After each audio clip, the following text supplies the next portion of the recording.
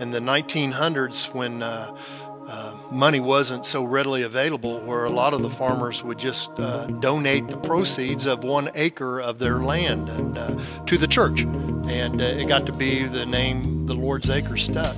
And so everyone in the church would go to this 1 acre and harvest the wheat or the corn or the cotton or whatever it was, and whatever the monies they could get out of it, that's what they brought in towards the church. When the whole program started, it was all together on one weekend and happened to fall on the same weekend that the Goddard Fall Festival was, which, trying to get people to work at it and get everything done, set up, tore down, and cleaned up and everything was quite a problem.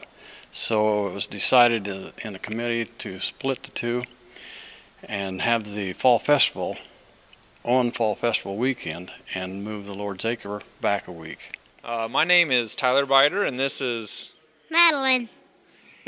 and Madeline's just here helping me today. We're opening up the fellowship hall a couple hours early on Friday night, so some of the crafters can come in and set up their booths, so that tomorrow, Saturday, during the Fall Festival, we can have a lot of people coming through and taking a look at the crafts people have brought in. I'm here with homemade mints. We make homemade cream cheese mints for weddings and anniversaries and birthdays, baby showers.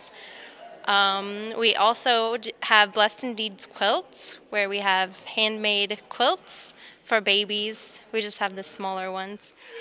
I do this every year. Been doing it for about 4 years now. Love the Goddard United Methodist Church people.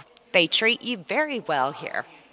We are all setting up for the annual bake sale that we have every year. It coincides with the Goddard Fall Festival, and we have had people bring in baked goodies all the time, and we've had people come and help package them up, as you see beside me.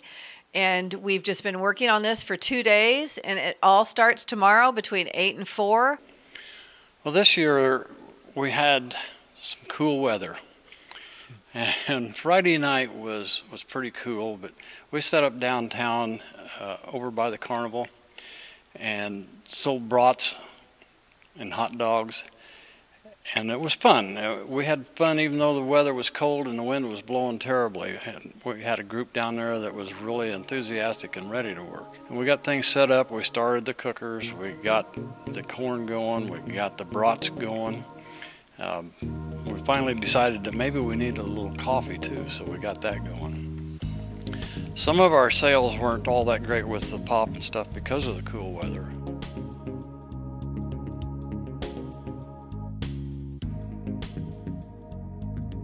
The gumbo was great. The gumbo was great, and it just went like hotcakes. Then the parade started, which slowed things down a little bit. And the parade was really good. I think every year that we've been to it, the parade has been really nice. And we were represented in that with the Swinnermans, Clydesdales and their wagon, which was a beautiful sight. And then the crowd came, and they came, and they came, and we had a great time there. This year we were worried about having traffic down here at the church. So we set up about 30 different signs along the roads pointing people down here. And we had 36 vendors this year, and counting the 2 of our own church, the bake sale and the Methodist women. So that was 34, and some of them came from as far away as Kansas City. And we had them all set up here in the gym, and it was a great time. The people were great. We had a crowd come in here. We were busy all day. Leslie had the kitchen going, which she was busy. She didn't have time to hardly blink an eye. And so it really turned out great. We had a wonderful time, and we had a lot of camaraderie with the people that were helping. It was a lot of fun. We've now, I don't have an acre of land, and no one in our church, I think, has an acre of land. So what a lot of folks will do, as you can see up behind me on the stage, that some people will make porch swings or benches, or put in some kind of craft that they know they're handy at, and they bring it into church, and then we auction it off. it didn't take us long to get enthusiasm around our church. And that was 11 years ago. This is our 11th year that we're doing this. And we've had all kinds of people just run to us once they find out that we're doing things like this, you know. Haven't had any problems on getting people to donate any of their projects or any of their gifts or anything like that. The evening starts around 4:30 when dinner is going to start. This year we're going to have our choice between beef or chicken, and we're feeding close to 150 people this year.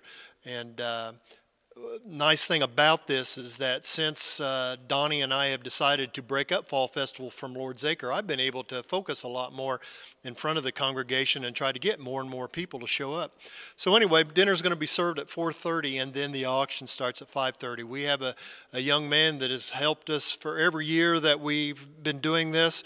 It's called Don Burford is his name. And Don Burford is... he is charismatic. He's very, very good. He gets the crowd excited into it. We start at 5:30. We start calling off all of the different objects, and it's a lot of fun. It's a lot of fun. He very often gets loud. And 7.5 now, 57.5 now, 57.5, 7.5 now, 7.5, 57.5, 57.5. Sold at $55. Number 38 is the buyer. Number 38 is the buyer. End off at about 7 o'clock. We also going at that time is the silent auction is going out at the back of the gym. We've got several objects that people have brought in from our congregation, and we've placed them in baskets, and the silent auction's going on along the same time. It's a lot of fun. But we wrap everything up about 7:30, 7:15, and the competition between the bidding is it's a lot of fun. And there are times when we'll do these bidding. There are some objects like Bob Sandifer's wagon. It's a special kind of a wagon that you can take the wheels off and put sled runners on it. And it very often goes up for like $300, $400 very easily. It's a lot of fun to watch the people counter back and forth and bid against each other. And the Benevolent Fund remodeled a community center over at the Regency Mobile Home Park. And we have a clothes closet that ministers to on the average of a couple hundred people a month. We have a small food program. We have an after-school program where we have volunteers from more than our church that minister Tuesdays and Thursdays to kids to help them with their homework, who a lot of them are having difficulty in school. We also have a community outreach where people can make applications to pay their rent, to pay for utilities. We can give them food vouchers, and we at this time allow $400 a year if their application is accepted. The part that most people don't see is when a person in need comes to the church office to make application for those needs that they have, such as rent and utilities and food. It gets pretty emotional. The office sees that. They see us as their last resort, and it can be very emotional, both for our church secretary and as well as the person, as we are their last chance. And we come through for them in many cases, and they're so grateful. Over the last 11 years, our clothes closet has helped as many as 200 people per month with clothing needs, baby needs, and also we've reached as many as 12 to 14 families a year with $400 a year that they can spend towards utilities, rent, and food. This has been a real great program for community outreach, and Lord's Acre Auction makes it possible, and it's going to be the legacy of the Goddard United Methodist Church.